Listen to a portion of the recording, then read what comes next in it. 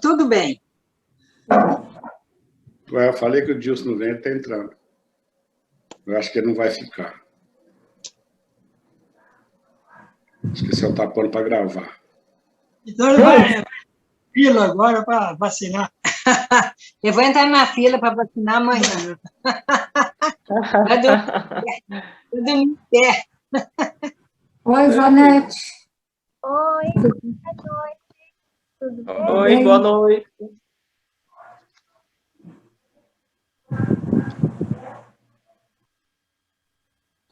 Você leu a biografia do Sudone aqui? Do Mohamed? Do Pachá. Que homem agitado, hein? Bastante, né, Edna? Está... Tinha só 95 filhos. Só. Não, mas ele não parava, né? Ele agitava mesmo, né? Ia lá, muita coisa que ele inventou lá no Egito, né? Foi nascido no Egito? Esqueci. Egito. Em Caxiquim.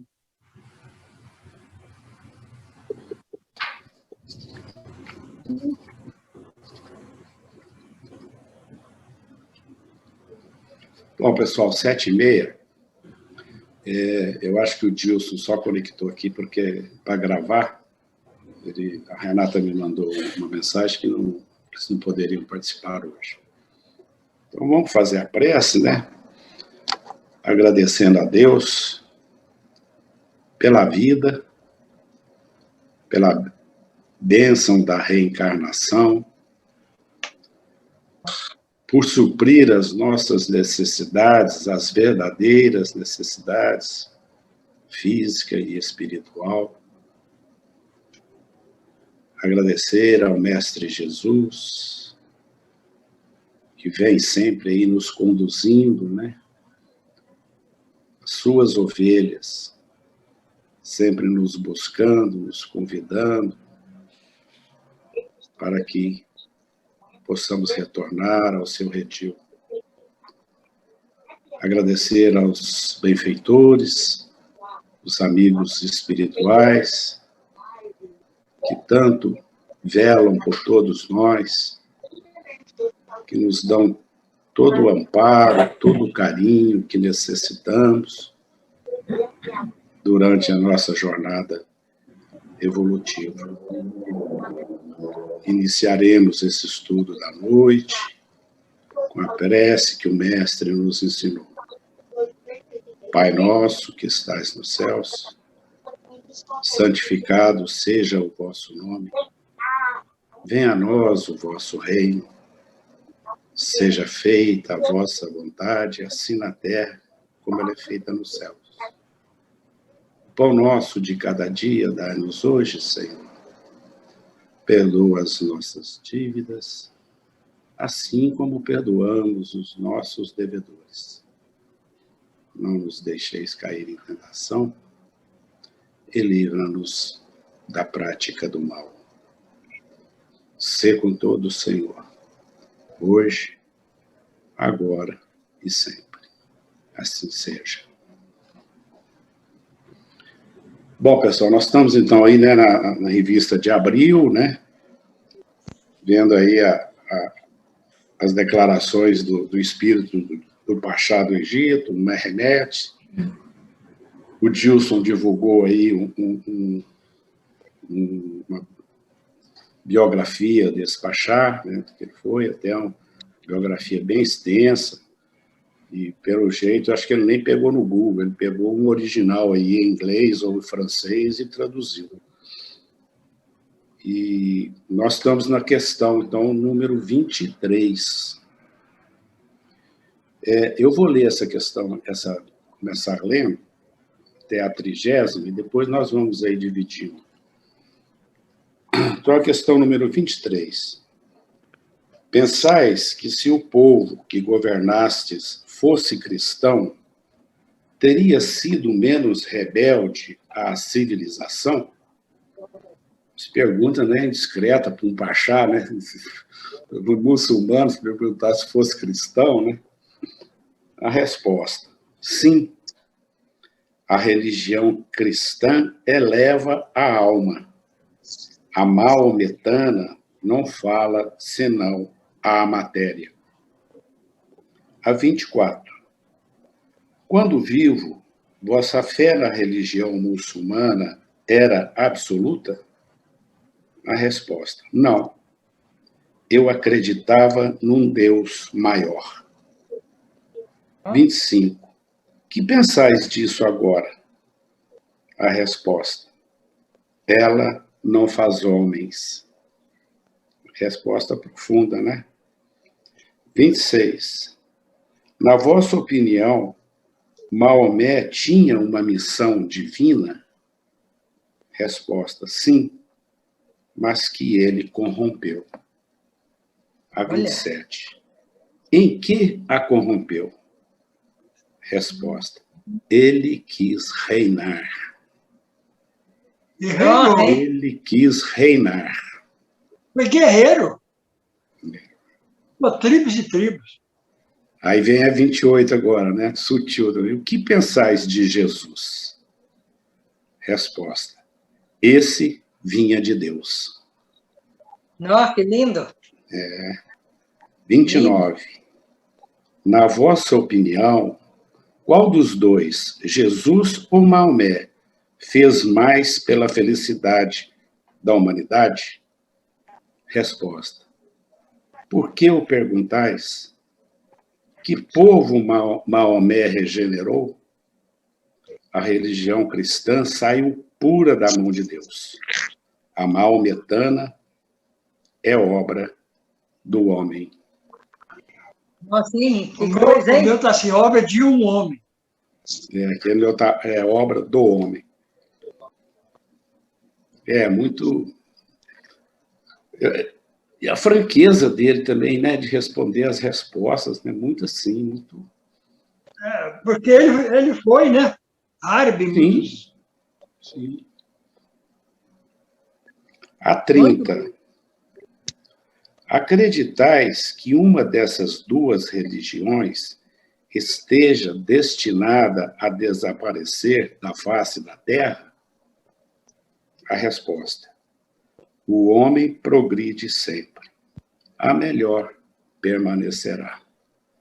Nossa, hein? Nem precisamos perguntar para ele qual é a melhor, né? Porque ele já respondeu em todas as anteriores.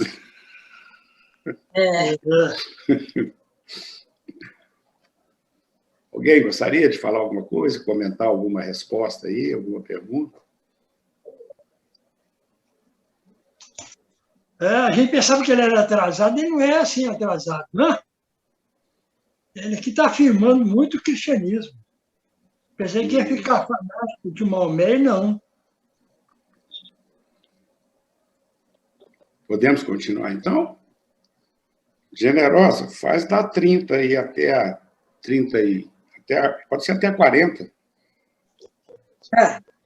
Estou ajeitando aqui, porque só tem um livro. Espera aí. Tá bom, sem problema. É da 30 a 40. Pode ir até a 40, Gi. Tá bom. Então, pergunta 30. Credes que uma dessas duas religiões esteja destinada a apagar-se da face da terra? Resposta: o homem progride sempre, a melhor perdurará. Você já leu essa, não já? Eu li, eu que falei errado para você, já era da 31, mas tudo bem, sem problema. Isso. 31. Pensa da poligamia consagrada pela religião muçulmana? É um dos laços que retém na barbárie os povos que a professam. Eu estudei sobre o Maomé, ele tinha 11 esposas naquela época, lá em Meca. Ele era... A religião dele era poligamia. Toda mulher das tribos era dele. 32. E esse rapaz aqui também, viu, que está dando entrevista. Tinha 95 filhos, então teve muitas mulheres na areia. 32. Credes que a escravidão da mulher seja conforme os desígnios de Deus? Resposta: não. A mulher é igual ao homem, de vez que o espírito não tem sexo. Aí tem que ver, né, que quando ele foi despachar lá, se ele tratava bem as mulheres, porque ele tinha um punhado, né? Era a lei. 33. Diz que o povo árabe não pode ser conduzido senão pelo rigor. Não pensais que os maus tratos, em vez de o submeterem, apenas o embrutecem?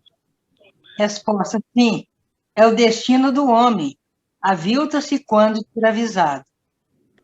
Então, o homem ele é muito violento, né? Naquela época, ele tinha todo o poder sobre a mulher, os destinos de vida e de morte. 34. Podeis vos transportar à antiguidade, quando o Egito era florescente, e dizer-nos as causas de sua decadência moral? Resposta: corrupção dos costumes. Os livros que nós lemos aí, psicografados, sobre o Egito, Rainha do Egito, Menerfitá, e outros livros aí que nós já lemos, fala da corrupção igualzinho tem hoje. É igualzinho hoje. E tinha uma briga muito grande para ser faraó. E contam que Tutancâmon, aquele menino rei, menino sol, ele foi morto por causa disso, por causa da corrupção. 35. Parece que ligais pouca importância aos monumentos históricos que cobrem o solo do Egito. Não podemos compreender tal indiferença por parte de um príncipe amigo do progresso? Então, esse Pachá, ele não importava muito com os monumentos, né? Porque o Egito, até hoje, existem ainda lá dezenas de coisas cobertas pela areia que ainda não descobriram ainda. Resposta: que importa o passado? O presente não o substituiria. Então, para ele também, ali naquele momento, ele já não estava dando valor às estátuas, né? Às coisas da riqueza do Egito. 36. Poderia explicar-se mais claramente? Resposta: sim. Era desnecessário relembrar ao egípcio degradado num passado muito brilhante, pois não teria compreendido. Desdenhei aquilo que me parecia inútil. Eu não podia enganar-me? Então, falando para ele, né, que às vezes ele estava enganado quanto à riqueza, os monumentos históricos. Nós vemos a beleza dos monumentos até hoje, que são inexplicáveis, como a construção das pirâmides. Ninguém, por mais sábio que seja o mais sábio da Terra, até hoje não sabem explicar como que levantaram pedras de 1 milhão de toneladas. Tá vendo? Então, ele fala que desdenhou, né, aquilo que ele achava inútil. 37. Os sacerdotes do Antigo Egito conheciam a doutrina espírita? Interessante, doutrina espírita. Bom, vamos ver. É um ensinamento, né? Porque lá eles tinham muito o ensinamento espiritual. Eles cultuavam muito o espírito dos antepassados e daqueles que morriam. Era deles. Tanto que eles construíram as pirâmides para ficar ali a marca deles. 38. Receberiam manifestações? Sim. Os livros que nós já lemos, eles tinham sessões mediúnicas dentro dos palácios e os espíritos comunicavam com os sacerdotes egípcios. O Emmanuel foi um sacerdote egípcio. Emmanuel foi faraó. Emmanuel foi um faraó egípcio. Não, sacerdote. Desculpa, sacerdote. 39. As manifestações recebidas pelos sacerdotes egípcios tinham a mesma fonte que as recebidas por Moisés? Resposta: sim. Esse foi iniciado por aquele. Então, as manifestações recebidas lá pelos sacerdotes egípcios, na época de Moisés também, tinha os trabalhos espirituais lá também. 40.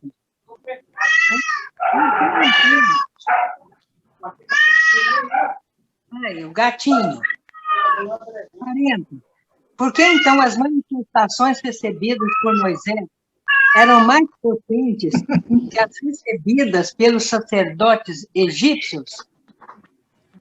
Essa que eu não sabia. Porque Moisés também era médium. Ele era um médium. E ele recebia as instruções espirituais. Resposta.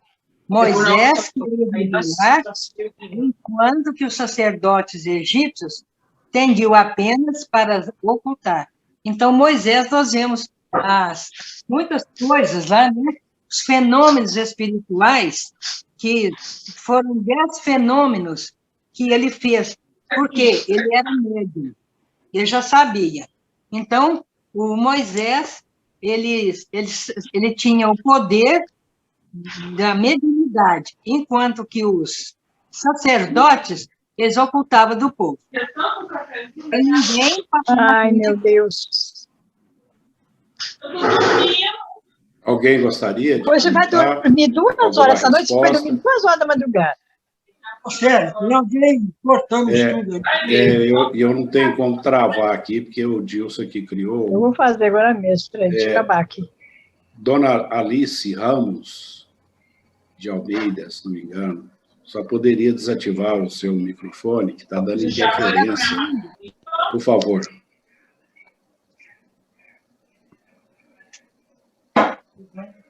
Bom, alguém gostaria de fazer algum comentário com essas respostas?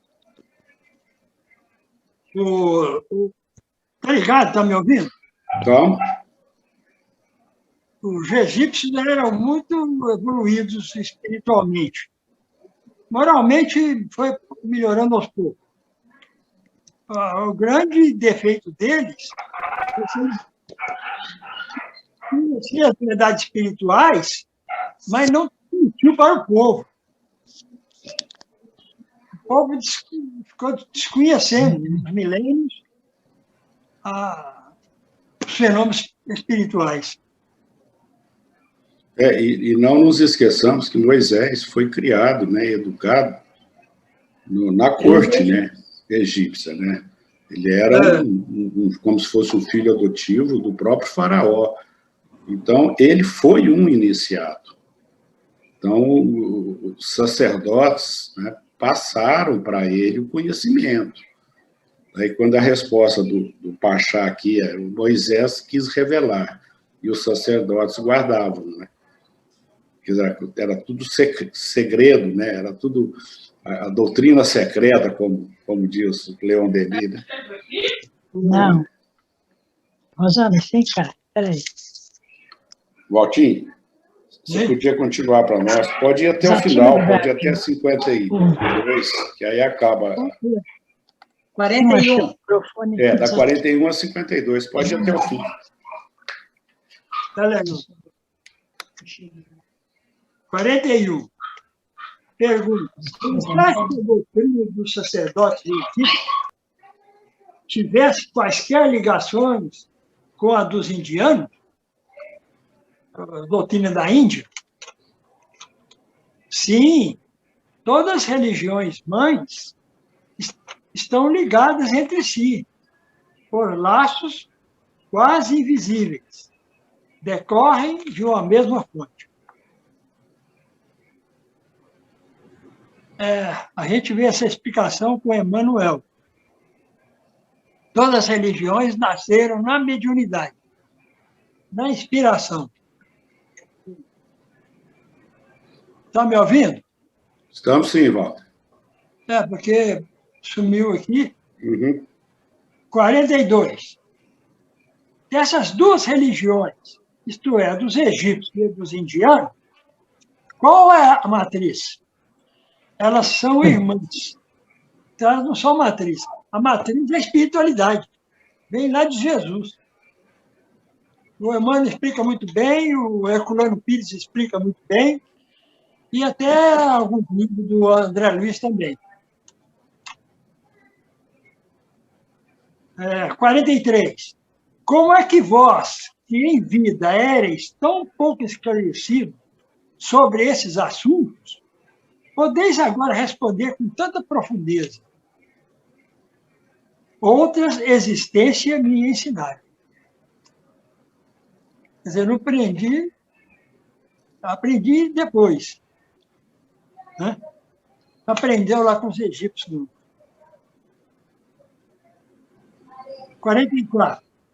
Então, no estado de erraticidade, quer dizer, no mundo espiritual, em que agora vos encontrais, tendes pleno conhecimento de vossas existências anteriores? Isso é pleno conhecimento, isso aqui não é brincadeira, não. Isso é muito difícil. Sim, salvo da última. Então ele está falando que tem uma lembrança de muitas encarnações. Isso é muito difícil, não é para qualquer um, não. É sério. Você tem que evoluir mesmo, resgatar, evoluir. Não adianta pedir, eu quero fazer regressão e lembrar, não, mas vai lembrar, não. Emmanuel fala que a gente só recorda quando a gente precisa resgatar. Aí a gente recorda para resgatar. 45. Então, viveste ao tempo dos faraós? Sim, 3 vezes vivi na terra egípcia, como sacerdote, como mendigo e como príncipe. Aí, 3 encarnações já deu para ele avançar muito. Interessante essa aí, né? Na época dos faraós, que foi a época mais brilhante do Egito. Foi sacerdote, mendigo e príncipe. Quer dizer que são 3 fases. 3 fases de experiência. Diferente uma da outra. 46. Sob que reinado fosse sacerdote? Já faz tanto tempo, o príncipe era o vosso Sesostris. Quem perguntou está querendo demais, não dá? E outra coisa, logo após o estudo aqui, eu vou divulgar e vou compartilhar aí no WhatsApp uma pequena biografia desse Sesostris. Quem foi esse cara? Porque aqui, quando ele faz a pergunta, né, em qual reinado você foi sacerdote, ele falou, poxa, faz tanto tempo. E aqui, o príncipe, quer dizer, como príncipe, eu fui Sesostris. Sesostris é o nome de príncipe? É o nome. E ele reinou no egípcio, né, depois da morte do pai dele, que era um faraó, de 1920 a 1875 a.C. Ou seja, 4.000 anos atrás aí. Quase 4.000 anos. Aí eu vou divulgar, eu vou compartilhar com vocês. É uma biografia pequenininha que eu peguei no Google, só para curiosidade. Para curiosidade mesmo. Dá para mandar no computador? Aí eu te mando no seu e-mail, Walter. Primeiro, quem manda hoje é o WhatsApp, né? 47. Assim sendo, disse-aí que não progrediste, pois que agora espiais os erros de vossa última existência. Sim, progredi lentamente. Acaso eu era perfeito para ser um sacerdote?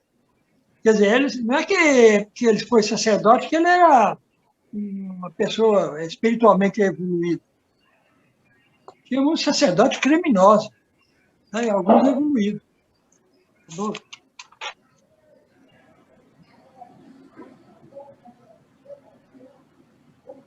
47, 48.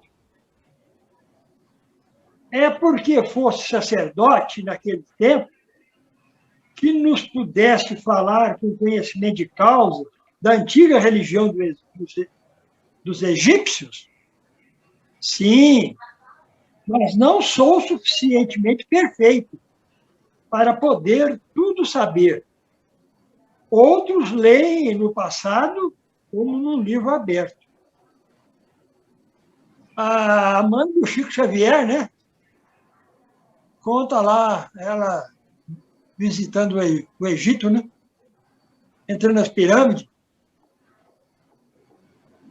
E ela lê um papiro, né? Isso.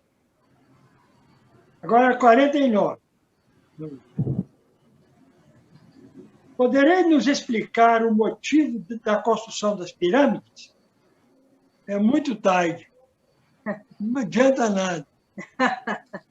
Nota. Não, ele está falando que a tarde é o horário mesmo, já vai altas horas da noite aí. Ó. Não é porque é tarde do tempo passado, não. Ele já quer ir embora.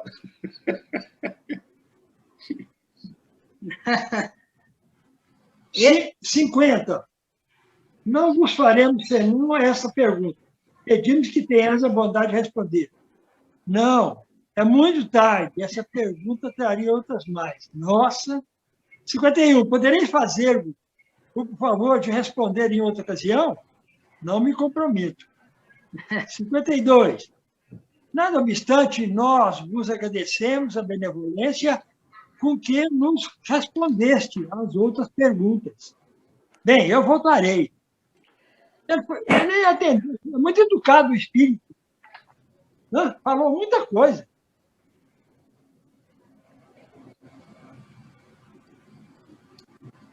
Alguém gostaria de fazer algum comentário? Célio, Oi? eu tenho aqui em mãos, eu só vou falar uma coisa, as mais de 15 reencarnações de Emmanuel. Vou falar só a primeira, porque o Valtinho tocou no assunto que Emmanuel foi um sacerdote. É pouquinha coisa. Ele se chamava, na época lá, de sacerdote, Simas. Ele era grão-sacerdote do Egito. No século IX a.C., sacerdote do templo de Amon-Ra, em Tebas, no Egito. Ele era pai da rainha Semíramis. Olha, importante, Famosa. hein? Famosa, rainha Semíramis. Então, o Emmanuel era pai da Semíramis. Século IX antes, né? 9 séculos antes. de Jesus. É. Pessoal, eu quero aproveitar aqui e fazer uma... Talvez seja até uma retificação aqui a respeito da questão 46. Eu, quando li pela primeira vez, o meu entendimento é que ele, na resposta, ele fala que já faz tanto tempo que ele foi sacerdote, e depois ele continua, o príncipe era vosso Sesostris. Agora, lendo com vocês de novo, eu já fiquei na dúvida se ele era o príncipe Sesostris ou ele foi um sacerdote na época desse príncipe. Eu entendi todos os dois. Hã? Eu entendi os dois que você falou.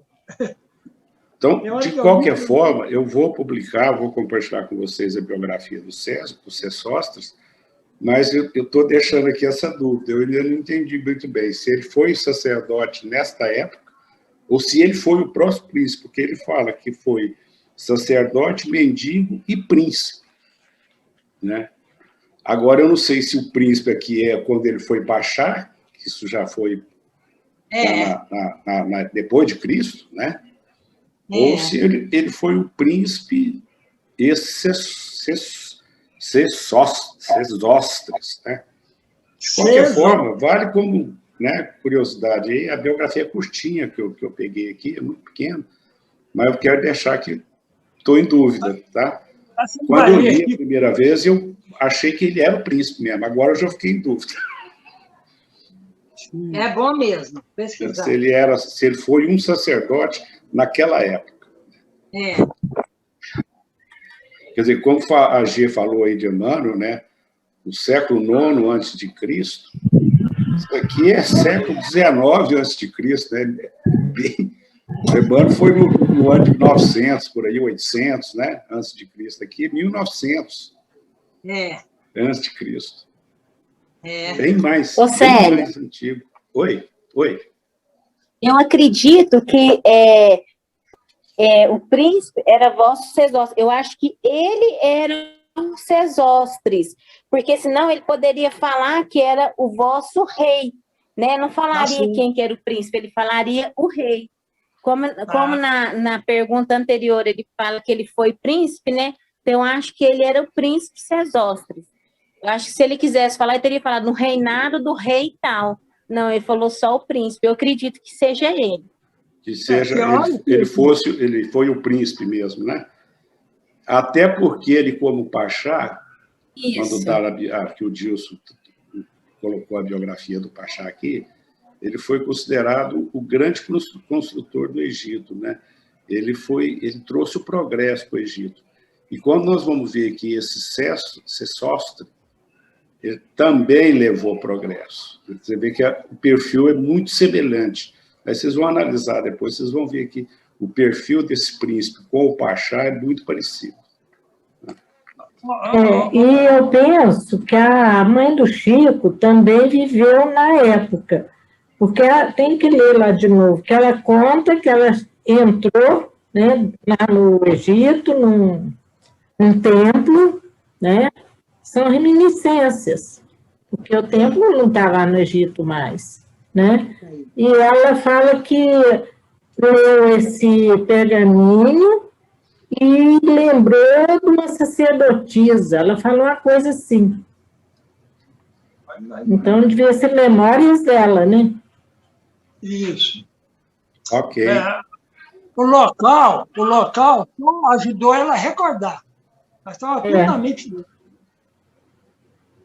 Ok. Pessoal, nós vamos agora direto para maio, mês de maio. Nós vamos começar a lição, né, o artigo O Orgulho. Só que antes, no mesmo mês de maio, tem um artigo aqui chamado O Espírito Batedor de Bergzaber. Só para lembrar vocês que o Dilson também, né, publicou, né, fez um resumo, porque esse espírito Bergzaber aqui, ele aparece várias vezes, em vários artigos. Como o Dilson fez do Sr. Home, ele fez também o do Bergzaber. Vocês já devem ter visto, ouvido. É longo, o Dilson deu um trabalho aí de digitar aí, tá? Então, só lembrando a vocês, quem não leu, depois leia, né? Porque é bem interessante esse espírito Bergzaber, tá? Mas não está na nossa programação. São 5 páginas.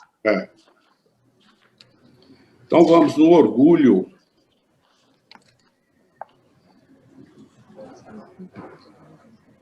Joanete, pode ler para nós? Pode ler o número 1, porque está dividido em capítulos, tá? Então, o primeiro, depois tem o segundo. O orgulho. Dissertação moral ditada por São Luís, a senhorita irmã do povo.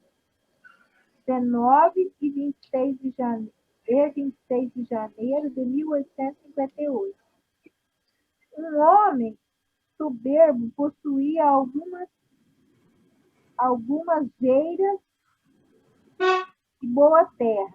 Sentia-se orgulhoso das pesadas espigas que carregavam no seu campo, e baixava o olhar desdenhoso sobre o campo estéril do humilde.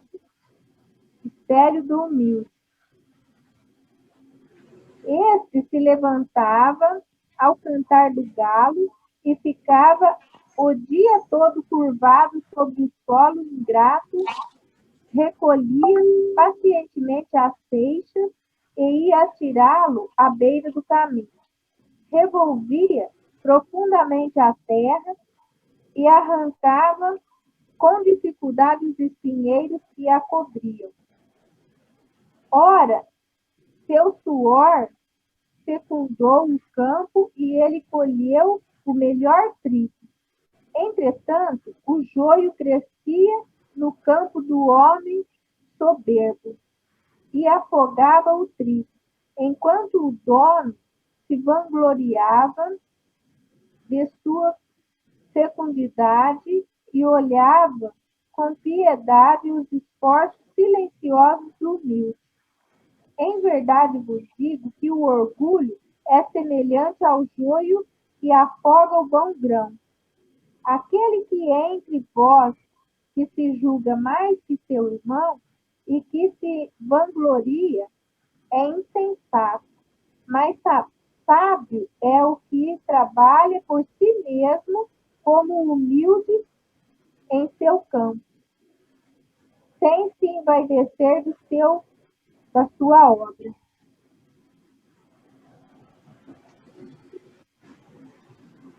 Ô, Célio, você quer explicar? Eu não, explicar a parábola de São Luís.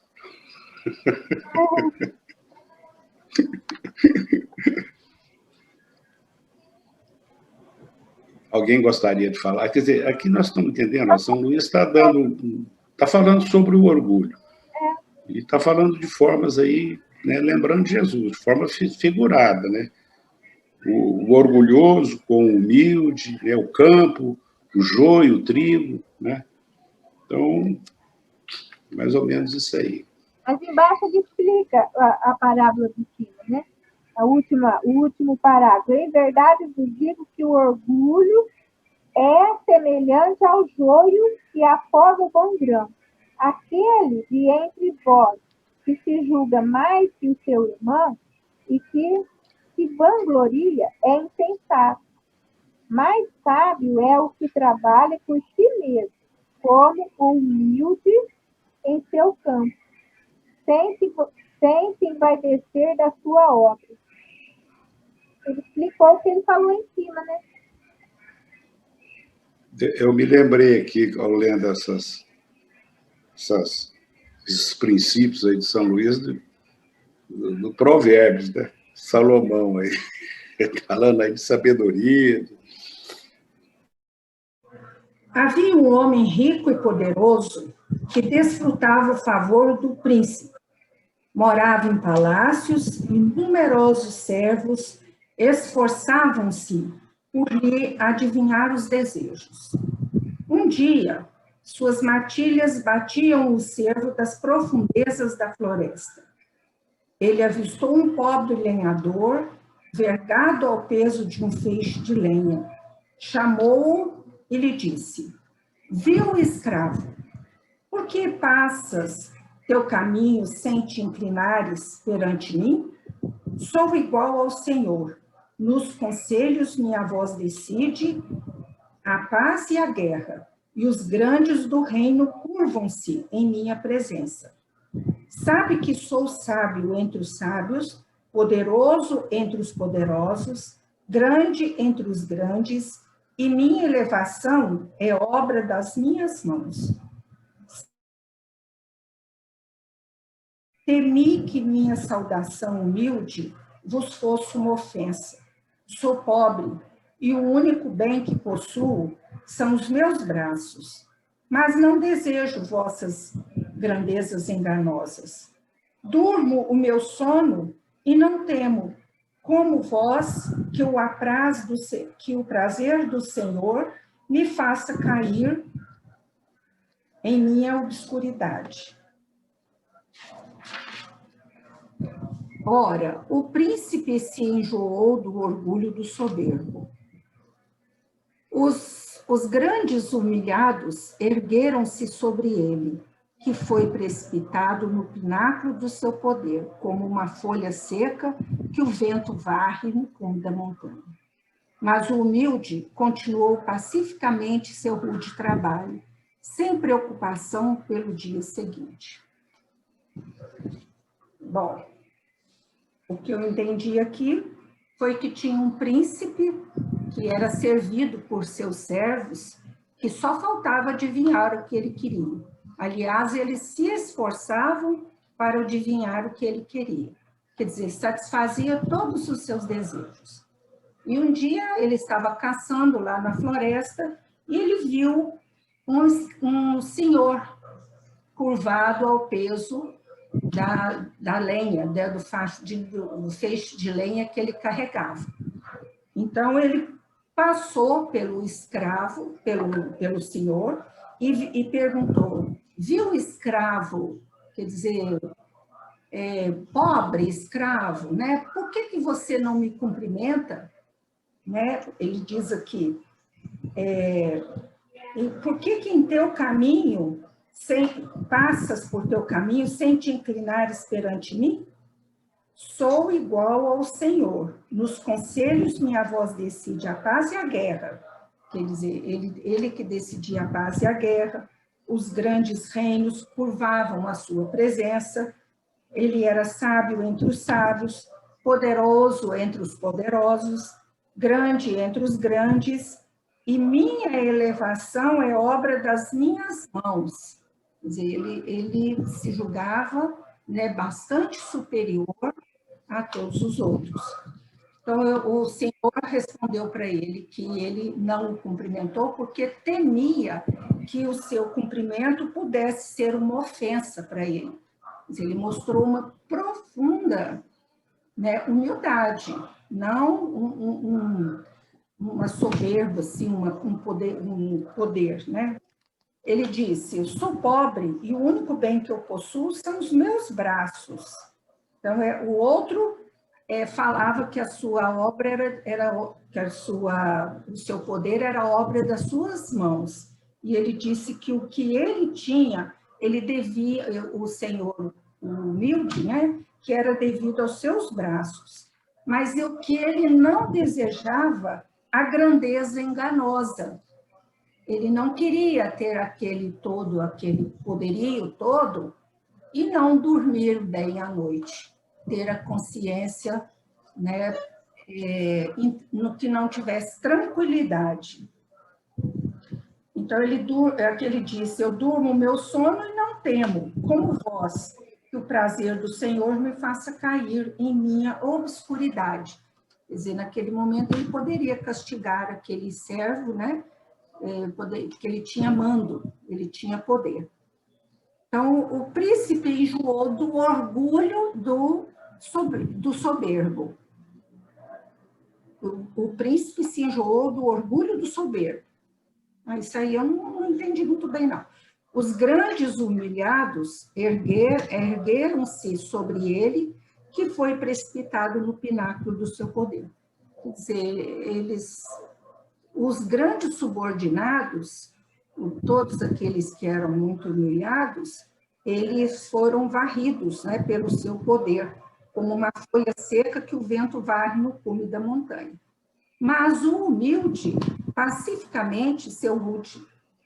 continuou pacificamente seu rude trabalho, sem preocupação no dia seguinte. Quer dizer, aquele senhor, aquele humilde, aquele servo humilde, continuou trabalhando, né? Continuou o seu dia, continuou sua lida, continuou o seu trabalho, né? Enquanto que o outro teve o seu posto, né, rebaixado pelos os humildes que se ergueram sobre ele, pela revolta, né, que muitos príncipes causavam naqueles que eram profundamente humilhados, aqueles que eram submetidos a seu mando, ao seu orgulho, à sua vaidade, às suas leis e tudo aquilo que ele impunha aos outros. Só que nós sabemos que ninguém humilha ninguém, né, sem ter de volta o ensinamento daquilo. Então, foi o que ele recebeu. Ninguém humilha ninguém sem ser humilhado, né, Regina? Sem ser humilhado, isso. O que adiantava aquele poder todo, né, que ele não sabia conquistar o poder, né, das pessoas que eram comandadas por ele, que eram muito grandes. Essa história aqui está inspirada no Lázaro e o Rico. Aonde? Lázaro e o Rico. A história do Lázaro e o Rico. Ah, sim, do Lázaro, né? Do Rico.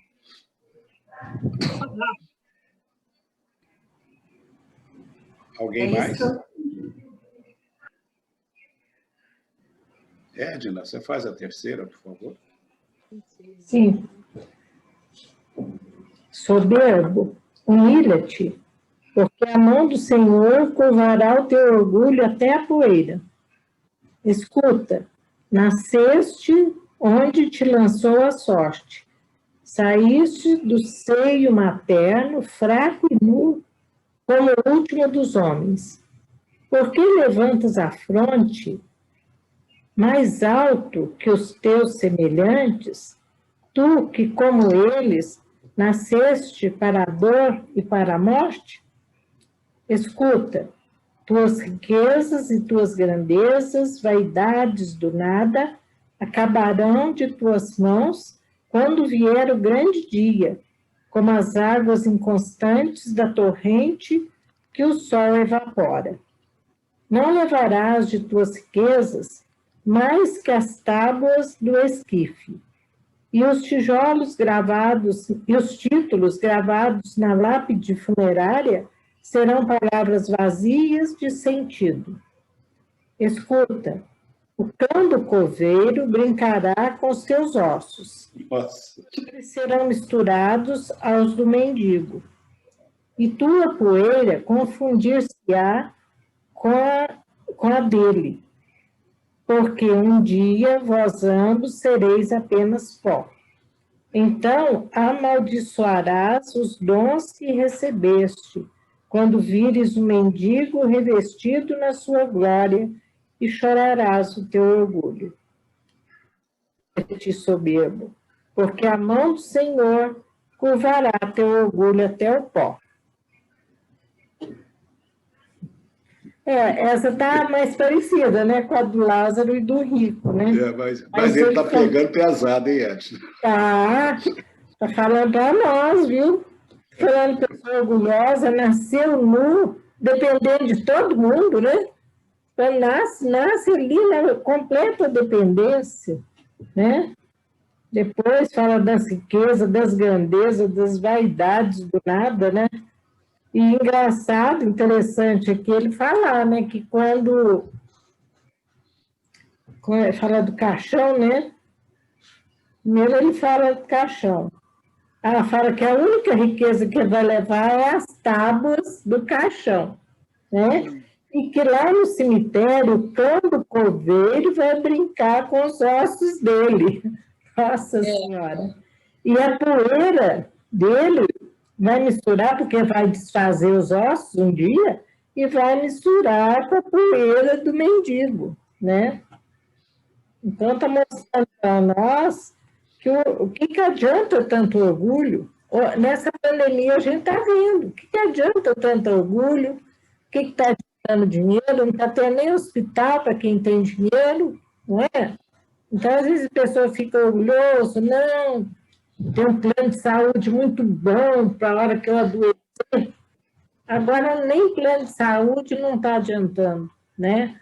Então, é claro que a pessoa pode sentir satisfação por ter, assim, poder aguardar um tratamento melhor, né?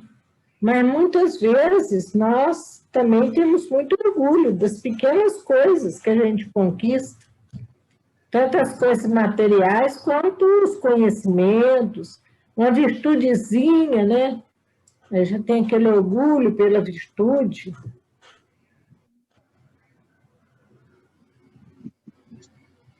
E aí? Não. Agora, vai ler esse restante aqui? Vamos só ver se alguém quer falar mais alguma coisinha da parábola, Ed. Aí você termina com as perguntas aí. Aí você conclui com essas perguntas. Alguém gostaria de falar alguma coisa, comentar? Essa linguagem aqui é a literatura da época. Era seca e árida, assim. Mas é uma verdade, né? Falou bem verdadeiro. Alguém assustou com as verdades?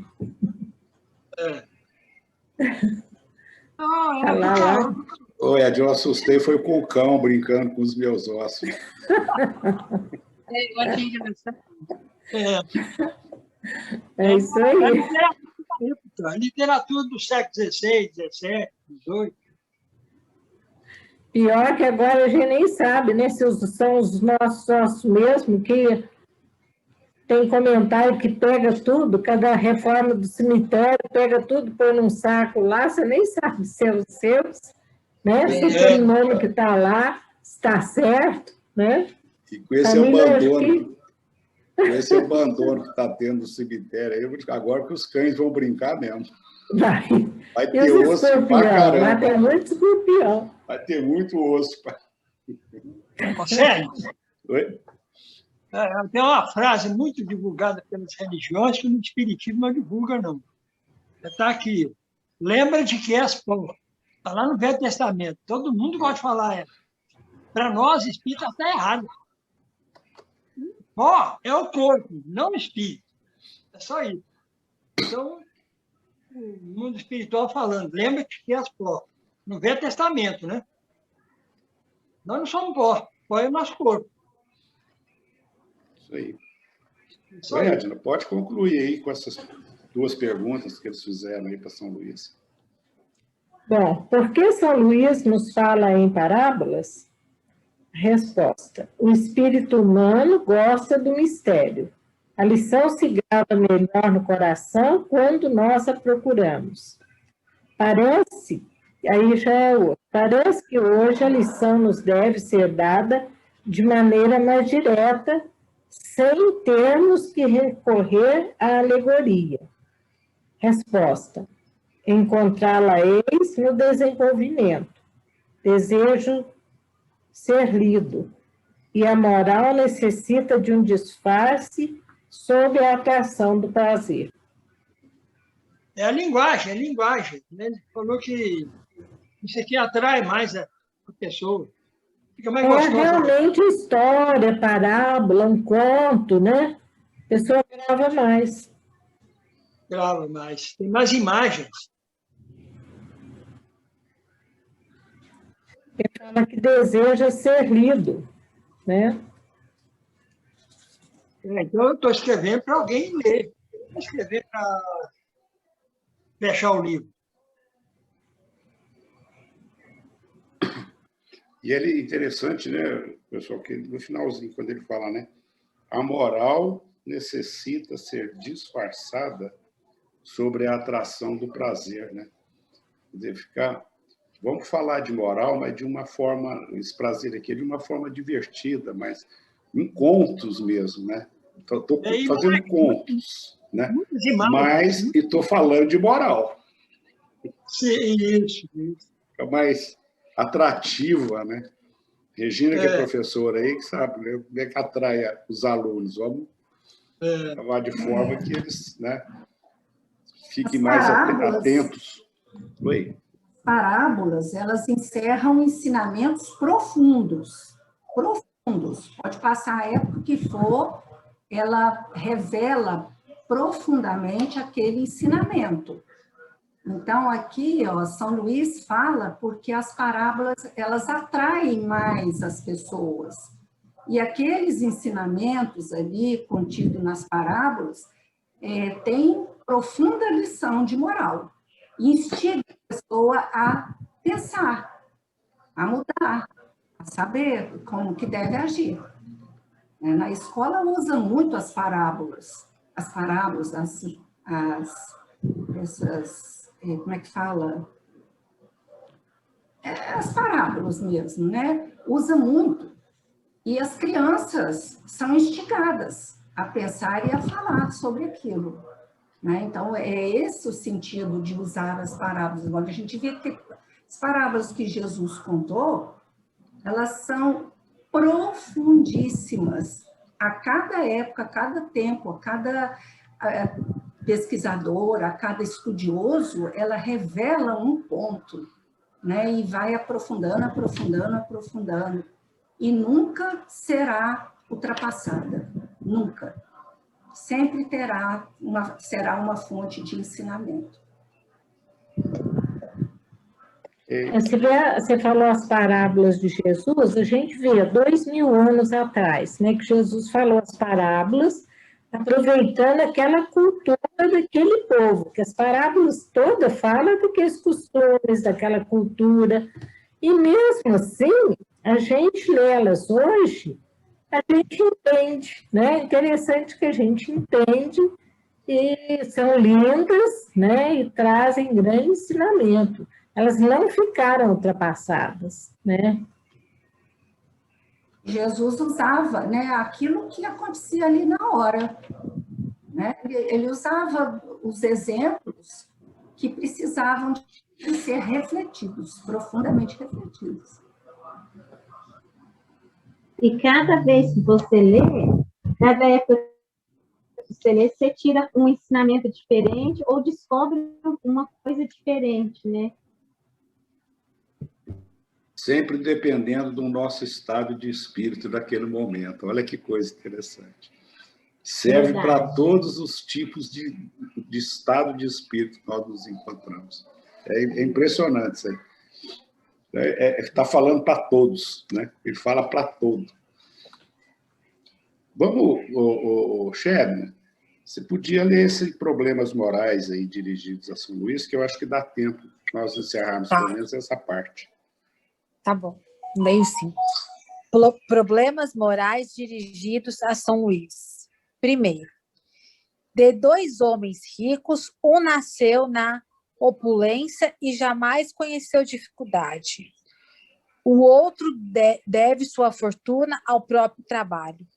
Ambos a empregaram exclusivamente na satisfação pessoal. Qual dos dois é mais culpável? Resposta: o que conheceu o sofrimento. Ele sabe o que é sofrer. Segundo, o que acumula incessantemente, sem fazer o bem a ninguém, achará uma desculpa válida em sua consciência de que acumula para deixar mais a seus filhos?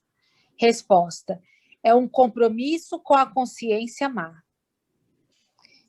Terceiro, de dois avaros, o primeiro se priva do necessário e morre de precisão sobre o seu tesouro.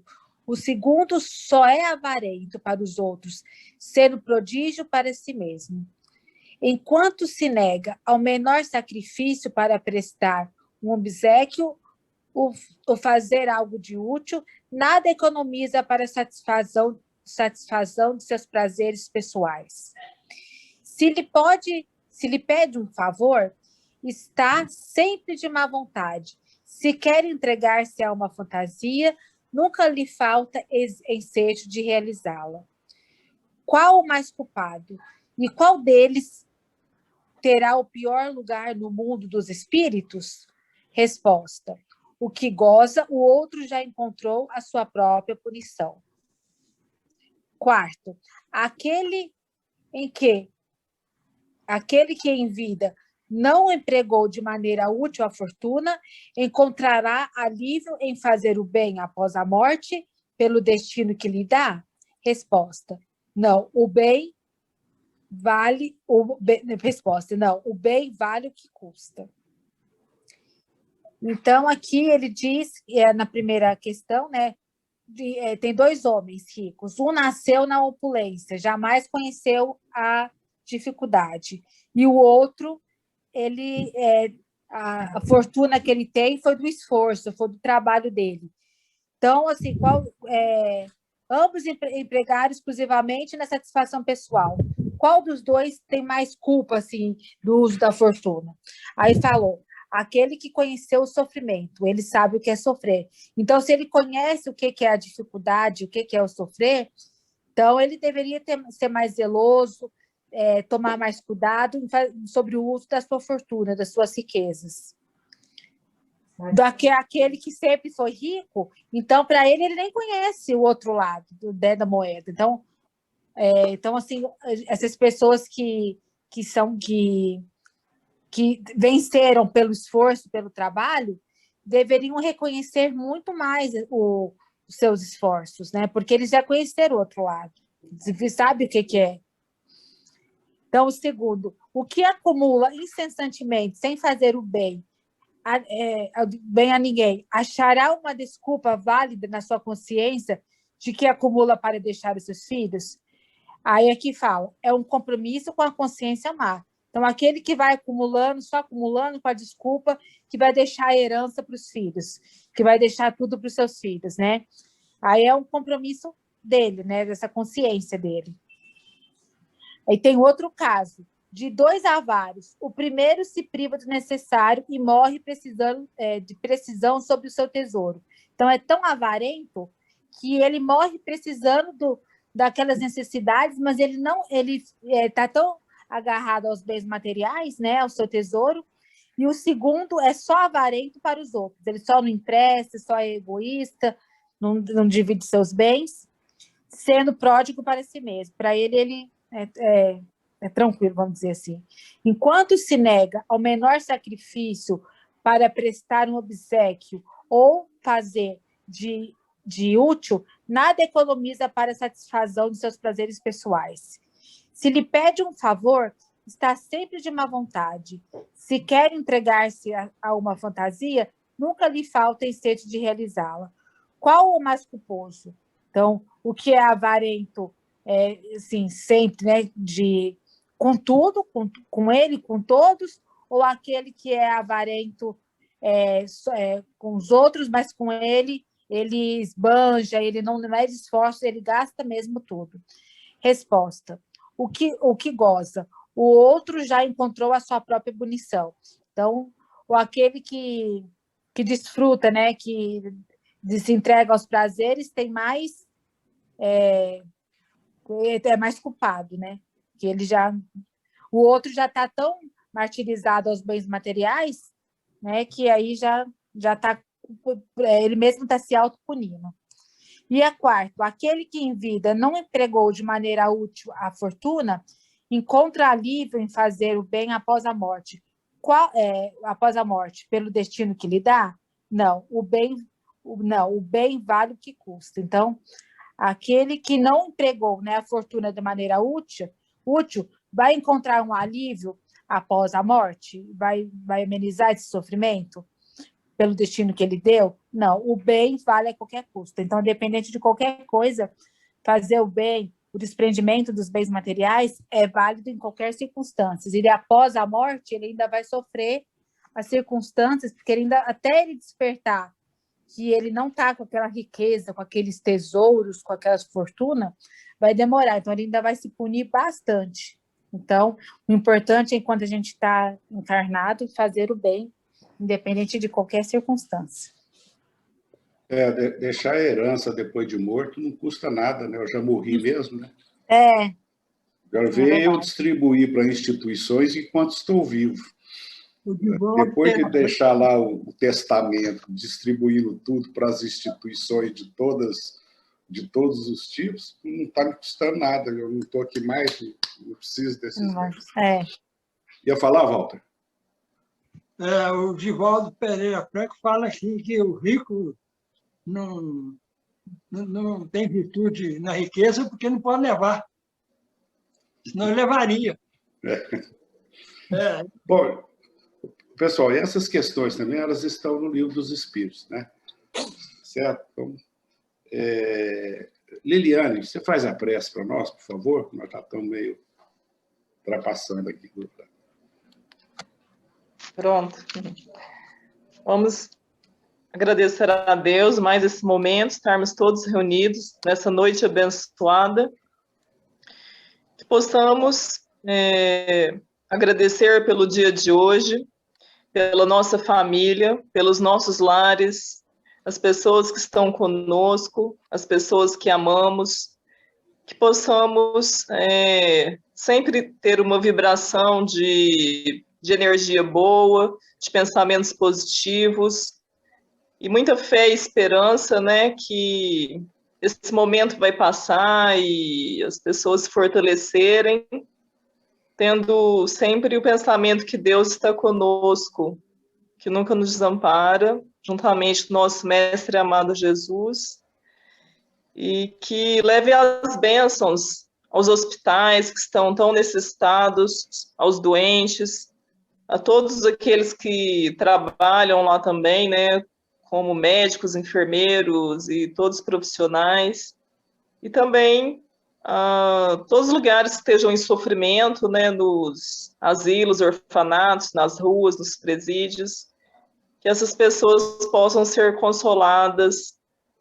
E vamos encerrar com a oração que o Senhor nos ensinou. Pai nosso que estais nos céus, santificado seja o vosso nome, venha a nós o vosso reino, seja feita a vossa vontade, assim na terra como nos céus. O pão nosso de cada dia nos dai hoje, perdoai as nossas ofensas, assim como nós perdoamos a quem nos tem ofendido, e não nos deixeis cair em tentação, mas livrai de todos os males, que assim seja. Que assim seja. Pessoal, boa noite. Boa noite. Bom descanso. Fiquem Boa com noite. Deus e até amanhã. Até amanhã. Ótimo.